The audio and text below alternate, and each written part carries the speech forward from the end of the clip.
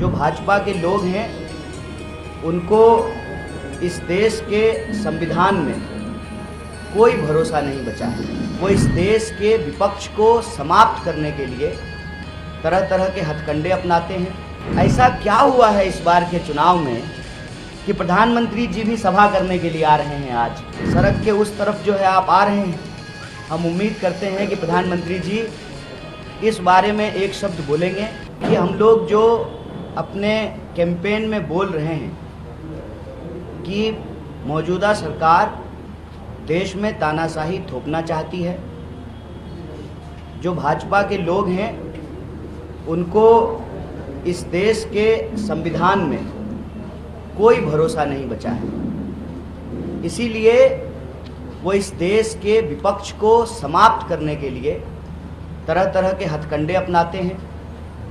वो पहले बदनाम करते हैं, फिर डराते हैं और फिर खरीदने का प्रयास करते हैं।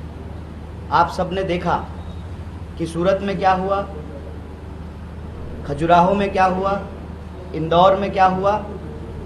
वो उत्तर पूर्वी दिल्ली में भी यही करना चाहते हैं। लेकिन उत्तर पूर्वी दिल्ली की जनता जिस तरीके से इंडिया अलायंस को, कांग्रेस पार्टी को, आम आदमी पार्टी को और हमारे सभी घटक दल के जो कार्यकर्ता हैं, नेता हैं, जो जन समर्थन मिल रहा है, यह घबराहट साफ साफ दिख रही है। 2 बार से बीजेपी के सांसद हैं यहाँ पर। लोकतंत्र में यदि उनको भरोसा है, अगर उनको इस देश की न्यायिक प्रक्रिया, संविधान और जो व्यवस्था है हमारे देश में, वोट की व्यवस्था, लोकतंत्र की व्यवस्था, उसमें अगर भरोसा है तो चुनाव हो रहा है। वो बताएं कि 10 साल में उन्होंने क्या काम किया है।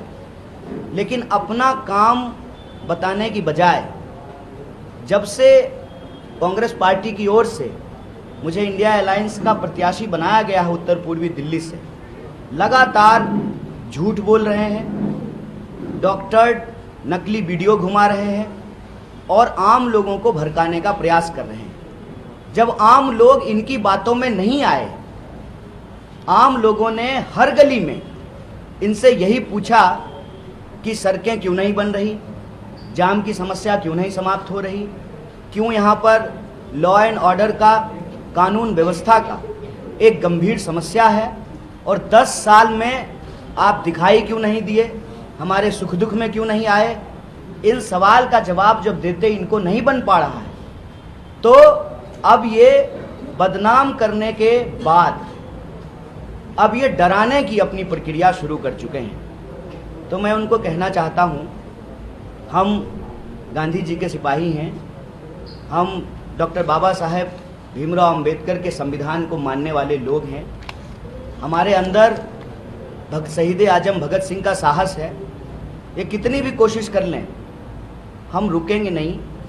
हम उत्तर पूर्वी दिल्ली की जनता के सवाल उठाते रहेंगे और हमारा सवाल उठाने का असर देखिए।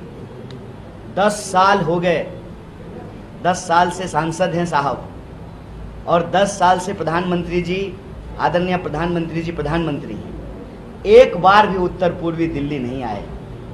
ऐसा क्या हुआ है इस बार के चुनाव में कि प्रधानमंत्री जी भी सभा करने के लिए आ रहे हैं आज। और जहां प्रधानमंत्री जी सभा करने के लिए आ रहे हैं, आदरणीय प्रधानमंत्री जी, आप कहते हैं बेटी बचाओ बेटी पढ़ाओ। कल हमारे ऊपर हमला करने के प्रयास में एक जो महिला पार्षद है, छाया शर्मा, जिस वार्ड में प्रधानमंत्री जी आ रहे हैं उसी वार्ड की जो पार्षद है, उस महिला पार्षद पर भी अटैक किया गया, स्याही फेंकी गई। बाकी कंप्लेन उन्होंने पुलिस में कराई है। तो आप कहते हैं बेटी बचाओ बेटी पढ़ाओ। सड़क के किस तरफ आपके समर्थक हमला कर रहे हैं, सड़क के उस तरफ जो है आप आ रहे हैं। हम उम्मीद करते हैं कि प्रधानमंत्री जी इस बारे में एक शब्द बोलेंगे। देश के लोगों ने उनको अपना आशीर्वाद दिया, 2 बार प्रधानमंत्री बनाया, लोकतंत्र के द्वारा चुने हुए 140 करोड़ लोगों के प्रधानमंत्री हैं। वो उस पार्षद के भी प्रधानमंत्री हैं जिस पार्षद के ऊपर यह कायराना हमला किया गया है। मुझे उम्मीद है, मैं आशा करता हूँ कि प्रधानमंत्री जी मंच से इसकी आलोचना करेंगे, इसकी निंदा करेंगे और अपने दोस्त जय शाह जी को, सॉरी माफ़ कीजिएगा, अमित शाह जी को, क्या कीजिएगा आजकल बेटा का नाम ही याद रहता है, अमित शाह जी को कहेंगे, गृह मंत्री हैं वो, कि पुलिस जो है इस पर कार्रवाई करेगी और इस इलाके में जो गुंडागर्दी फैलाने की कोशिश की जा रही है, जो आपराधिक माहौल पैदा करने की कोशिश की जा रही है, उस पर कानून जो है न्यायपूर्ण तरीके से कार्रवाई करेगी, निष्पक्ष तरीके से कार्रवाई करेगी।